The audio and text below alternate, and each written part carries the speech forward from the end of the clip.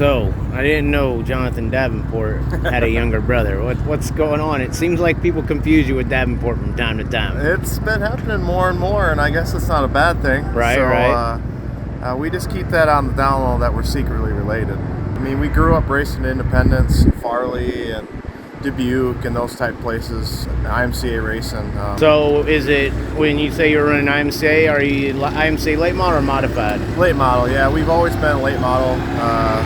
Is that back when they were more so the limited style, or? Well, my dad raced more in the limited style, and then when he was getting ready to get out of the seat, it was more of a, well, it wasn't necessarily an open late model, but like it was a steel head? It's steel head, steel block, the D55 spec tire.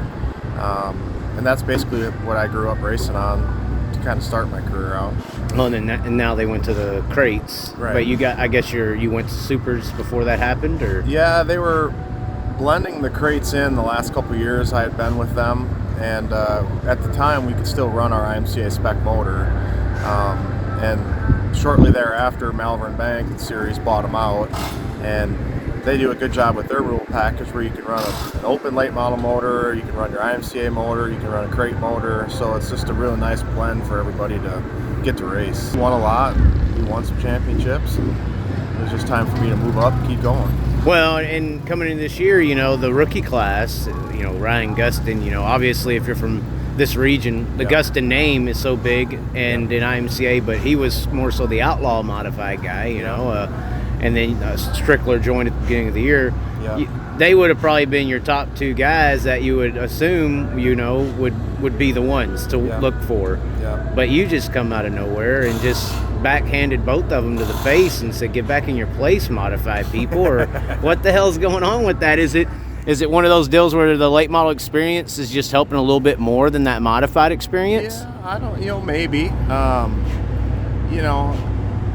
I got nothing but respect for those guys, and it's a long year and it's a long season, and we'll really see what happens here. I think it does help somewhat, but it takes a driver to drive the car, and those guys are good drivers. So with their experience in the modified world, I think they've had quite a bit more experience racing around here in these tracks, where maybe I've ventured out maybe a little more, and just hitting more of the tracks down south. So, I'll see. We'll see what happens, I guess. But, there's pros and cons to everything, I guess. Well, I hear from them, or the modified people who go to late models a lot. In that transitional period, they feel like they can drive the modified. If it's off a little bit, they can kind of make it work.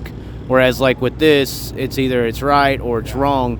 Is that technically true, or is there like years of driving late models that you learn, you can kind of overcome the setup, you just have to do it a certain way? Yeah, I think so. I mean, the cars have to be close. I mean, they got to be pretty close anymore. Everybody is pretty damn good anymore. So if you're off with your setup, it's going to be hard to overcome that with driving. A lot of it comes down to situational stuff too.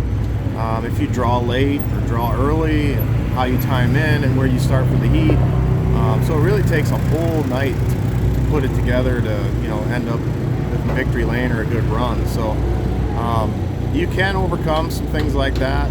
Is it just a trick of the trade kind of in a way? I felt that a little bit with the IMCA late model. As long as you were close, you could overcome some situational stuff with your experience and your ability to drive the car and different ways to make the car work for you. So it's got to be close, but the driver can take a little bit of that into his hand. Do you think that's maybe kind of hurting them because they're used to being able to do so much more? Then it's more minuscule that you can improve driver wise, and you got to learn where those little spots are on the track with the car. I feel the same way with myself, just coming from IMCA. You don't have as much power with the motor, and you got more traction and you're hooked up more with the IMCA class or the Malvern Bank Series stuff. And here you just don't have that sensation of grip. So it's taken me a while to overcome that myself. So I'm sure that they struggle with that or battle with that themselves a little bit, just trying to feel that grip sensation that you have in the, like yesterday here, the track was really fast and pretty heavy. and you could hold it to the mat wide open all the way around. Is that necessarily good though? Are you necessarily hooking up the entire time? Is kind of what I'm saying. Yeah, no, you can tell when you are and when you aren't. When you're hooked up, it's lugging the motor and you can feel it going. Okay. And when it's not, you're more spinning the tires and you got a bunch of RPM. So you have to work the throttle a lot here, especially in the later parts of the race.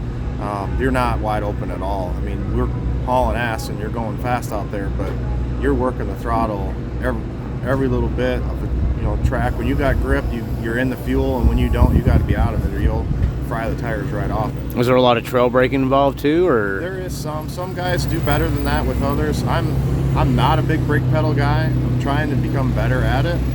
Seems like there's some advantages, especially on the entry of the corner, if you can get it down. You can get the car set and pinned over on the right front better.